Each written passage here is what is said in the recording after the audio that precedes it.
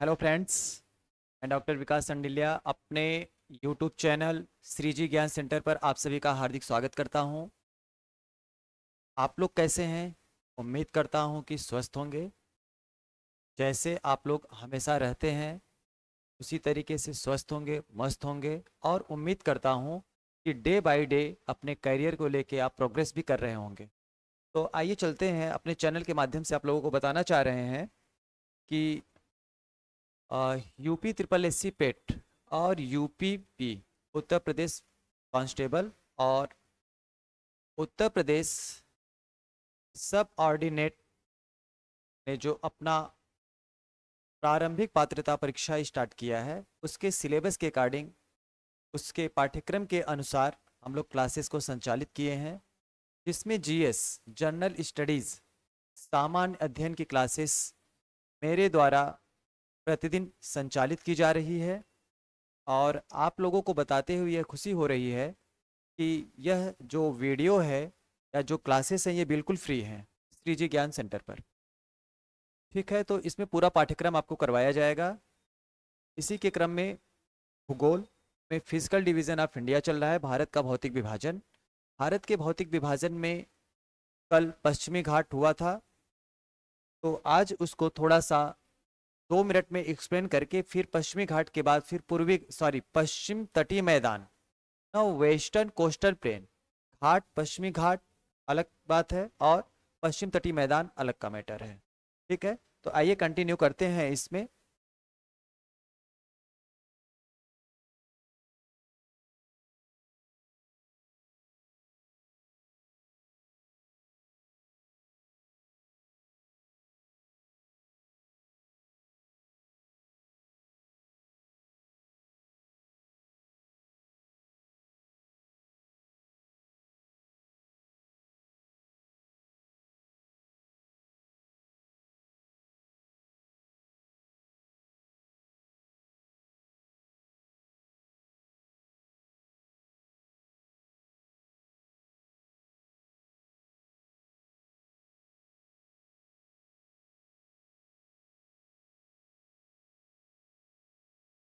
पश्चिम तटीय मैदान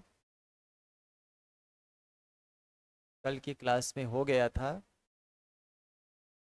आज हम लोग पूर्वी तटीय मैदान को देखेंगे, लेकिन इसके पहले पश्चिम तटीय मैदान को थोड़ा सा एक्सप्लेन करना चाह रहे हैं।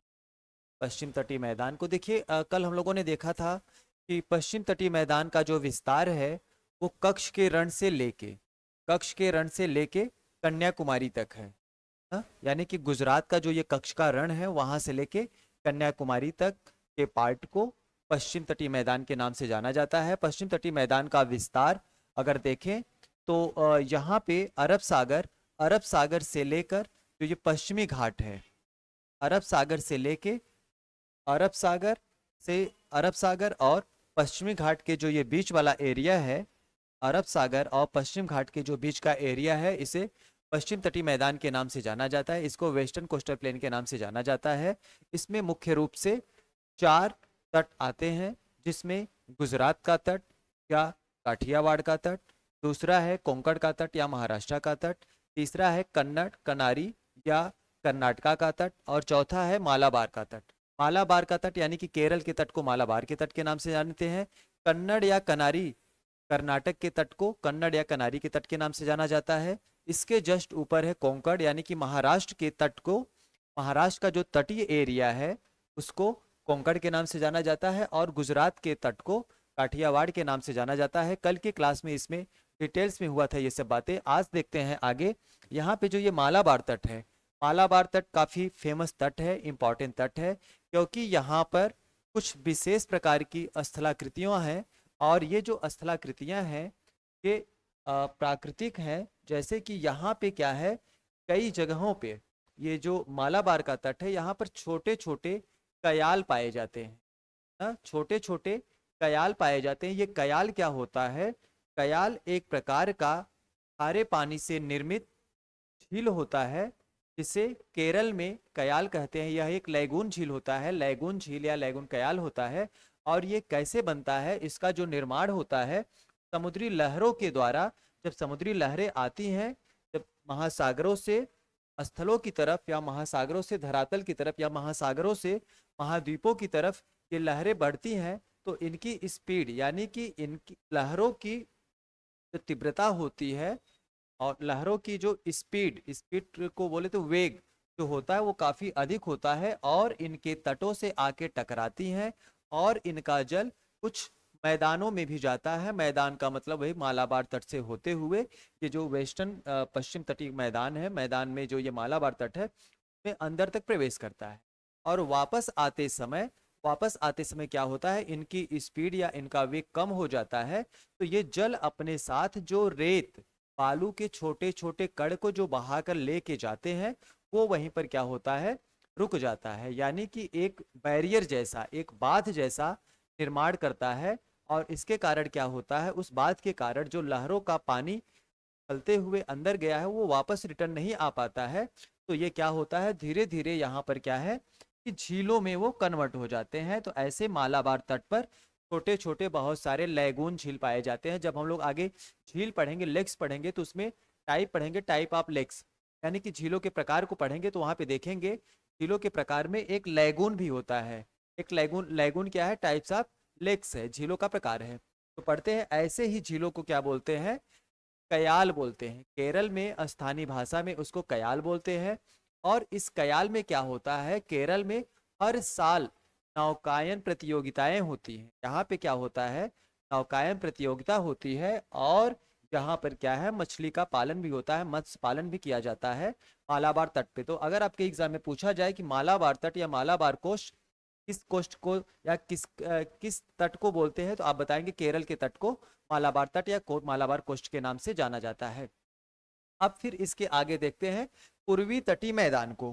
पूर्वी तटीय मैदान, ईस्टर्न कोस्टल प्लेन, पूर्वी तटीय मैदान,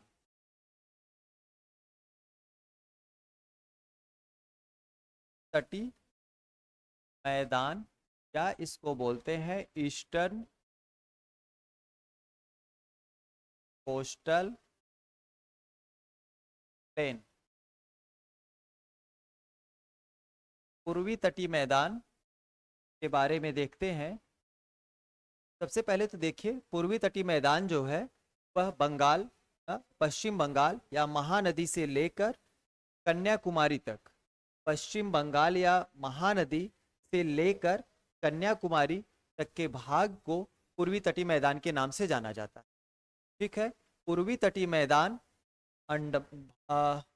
बंगाल की खाड़ी और बंगाल की खाड़ी और पूर्वी घाट, पूर्वी तटीय मैदान का विस्तार बंगाल की खाड़ी और पूर्वी घाट के मध्य में है। बंगाल की खाड़ी और पूर्वी घाट के मध्य का जो क्षेत्र पड़ता है उसे पूर्वी तटीय मैदान कहते हैं। यह मैदान जो है काफी चौड़ा है। यहाँ पर क्या होती है कि जैसे जो पूर्व की तरफ प्रवाहित होने वाली नदियाँ हैं, जो नदियाँ पश्चिम से पूर्व की ओर प्रवाहित होती हैं, जैसे हो गया गोदावरी, कृष्णा, कावेरी, ऐसी नदियाँ हैं, महानदी हो गई, ऐसी बड़ी बड़ी नदियाँ हैं जो यहाँ पर पहुँचते पहुँचते इनकी स्पीड कम हो जाती है, या तो कह सकते हैं कि नदियाँ बूढ़ी हो जाती हैं और अपने साथ बहाकर लाए गए अवसादों को और आगे तक नहीं ले जा सकती, नहीं ले जा पाती हैं। क्यों? क्योंकि ढाल कम हो जाता है, स्लोप कम हो जाता है। तो उनके जल में जो सैंड, सिल्ट या वेस्ट मटेरियल रहता है, अवसाद रहता है, वह जगह जगह डिपॉजिट होने लगता है, जगह जगह इकट्ठा होने लगता है। इससे क्या होता है कि ये मैदान काफी चौड़ा है और यही रीजन है कि इन मैदानों में कई डेल्टा पाए जाते हैं। ये पूरा डेल्टाई मैदान है, जैसे महानदी का डेल्टा, गोदावरी का डेल्टा, कृष्णा का डेल्टा, कावेरी का डेल्टा। तो यहाँ पर क्या है, डेल्टाओं की संख्या बहुत अधिक है, ये मैदान काफी चौड़ा है। और यही कारण है कि इस तट पर बंदरगाहों का विकास नहीं हो पाता है। क्यों नहीं हो पाता है? क्योंकि बंदरगाह के लिए क्या चाहिए, खड़ा तट चाहिए। और ये तट कैसा है, सपाट है। यहाँ पे जगह जगह पे सैंड, सिल्ट, क्ले यानी कि बालू के छोटे छोटे कण पूरा इकट्ठा हो जाते हैं, जिसके कारण जो बड़ी बड़ी जहाजें होती हैं वो तट तक नहीं पहुंच पाती हैं। क्योंकि जो जहाजें होती हैं वो पानी में चलती हैं, न कि बालू में चलेंगी। तो बालू के कारण, डेल्टा के कारण क्या होती हैं, ये सब जो बड़ी बड़ी जहाजें होती हैं, जो शिप होता है वो तट तक नहीं पहुंच पाता है। इस कारण यहाँ पे क्या है, पोर्ट या बंदरगाह का विकास नहीं हो पाता है। पूर्वी तटीय मैदान को मुख्य रूप से 3 भागों में विभाजित किया गया है। ये जो पूर्वी तटीय का मैदान है इसको मुख्य रूप से 3 भागों में विभाजित किया गया है। जो पहला पार्ट है, यानी कि जो पूरा पश्चिम बंगाल और उड़ीसा का तट है, पश्चिम बंगाल और उड़ीसा का तट है, दोनों के तट को उत्तरी सरकार के नाम से जाना जाता है, नॉर्दर्न सरकार के नाम से जाना जाता है, पश्चिम बंगाल और उड़ीसा के तट को। तो पहला जो हो गया उसको उत्तरी सरकार, उत्तरी सरकार या नॉर्दर्न सरकार, पहला तट हो गया। अगर पर्टिकुलर देखा जाए तो जो ओडिशा का तट है, ओडिशा के तट को उत्कल के तट के नाम से जाना जाता है। देखिए, हमको स्माइल इसलिए आ रहा है क्योंकि हमको कुछ बातें याद आ गई हैं, अभी हम बाद में इस पे डिस्कस करेंगे, ठीक है। तो आप लोग कंफ्यूज न रहिए कि मैं क्यों स्माइल कर रहा हूँ, बस कुछ बातें याद आ गई हैं, ठीक है। कंटिन्यू करते हैं इसको। जो उत्तरी सरकार है, यानी कि उत्तरी सरकार कोस्ट है, नॉर्दर्न सरकार कोस्ट है, वो वेस्ट बंगाल और ओडिशा के कोस्ट को कंबाइंड रूप से उत्तरी सरकार के नाम से जाना जाता है। अगर पर्टिकुलर ओडिशा की बात करें तो इसको उत्कल कोस्ट के नाम से जाना जाता है। उत्कल वही वाला उत्कल है जो राष्ट्रगान में बोला गया है, उत्कल जलधि तरंग, ठीक है। राष्ट्रगान तो आप सबको पता ही होगा, 15 अगस्त आने वाला है तो, और राष्ट्रगान है तो राष्ट्रगान के बारे में सबको पता होना चाहिए कि राष्ट्रगान को लिखा किसने है, सबसे पहले इसको कब गाया गया था, कहाँ पर गाया गया था, और सबसे बड़ी बात है कि इसको राष्ट्रगान के रूप में अपनाया कब गया था। इन सब सवालों का जवाब आप लोग कमेंट बॉक्स में कमेंट करके हमको बताएंगे। रही बात, अपना स्वतंत्रता दिवस, इंडिपेंडेंस डे पास में ही है और पूरे भारत में बहुत बड़े पैमाने पर आज़ादी का अमृत महोत्सव भी मनाया जा रहा है। तो इन सब बातों को ध्यान में रखते हुए मेरे पूछे गए सवालों का जवाब आप लोग कमेंट बॉक्स में करेंगे, ठीक है। आगे चलते हैं, इसमें पहला हो गया ये, दूसरा हो गया, यानी कि जहाँ पे वेस्ट बंगाल शुरू होता है और ओडिशा खत्म होता है, इसके बाद स्टार्ट होता है आंध्र प्रदेश। तो पूरा का पूरा जो आंध्र प्रदेश वाला पार्ट है, पूरा जो आंध्र प्रदेश का पार्ट है उसको गोलकुंडा कोस्ट को गोलकुंडा तट के नाम से जानते हैं, या इंग्लिश में बोलेंगे गोलकुंडा कोस्ट, गोलकुंडा कोस्ट के नाम से को जाना जाता है। इसके बाद जैसे ही आंध्र प्रदेश खत्म होता है और तमिलनाडु शुरू होता है, आंध्र प्रदेश और तमिलनाडु, यानी कि तमिलनाडु से लेके कन्याकुमारी तक के कोस्ट को, तमिलनाडु से लेके, यानी कि पूरा तमिलनाडु का जो ये कोस्ट है, ये वाला जो कोस्ट है, ये कहलाता है कोरोमंडल कोस्ट, कोरोमंडल तट। इसमें बोले तो इसको बोलेंगे कोरोमंडल कोस्ट, कोरोमंडल कोस्ट। अब मैं आप लोगों को बता दे रहा हूँ मैं क्यों स्माइल कर रहा था। एक्चुअली क्या है कि हमारे जो अपने टेक्नीशियन है राहुल भाई, तो इनका कल बर्थडे था, तो कल इनसे मुलाकात नहीं हो पाई, कल ये किसी काम से कानपुर गए हुए थे, तो आज आए तो ये आज हमको केक दिखा रहे थे, इसलिए हमको स्माइल आ गया कि यार मैं यहाँ पे जो है कि क्लास ले रहा हूँ और ये हमको केक दिखा रहे हैं, और केक जानबूझ के दिखा रहे हैं क्योंकि इनको पता है कि मुझे केक बहुत पसंद है।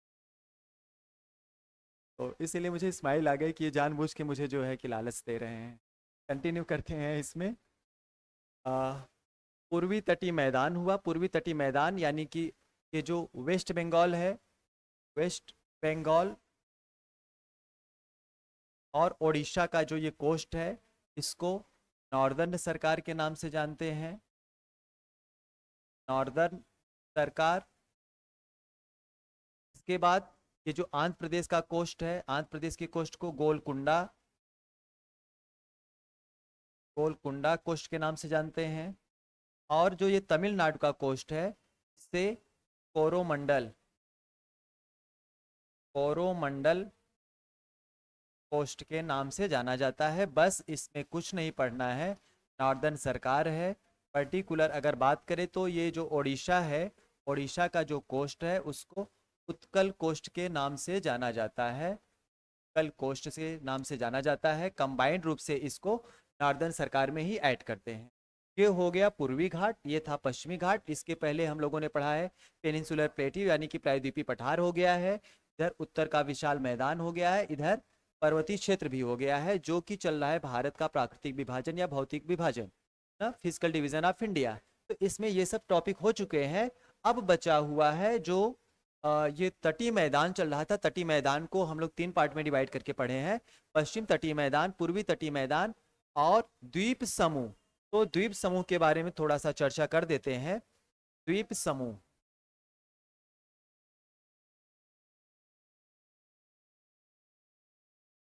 द्वीप समूह है, इसको बोलते हैं ग्रुप ऑफ आइलैंड। विजिबिलिटी है ना, थोड़ा सा स्पीड में कर रहे हैं तो अच्छा, थोड़ा सा ऊपर हो जा रहा है समूह में, तो खैर कोई बात नहीं। तो फिर यहाँ पे देखेंगे द्वीप समूह को, बंगाल के खाड़ी के द्वीप,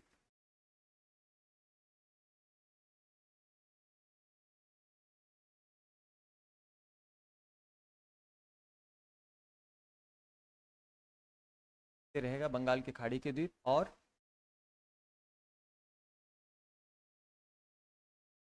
अरब सागर के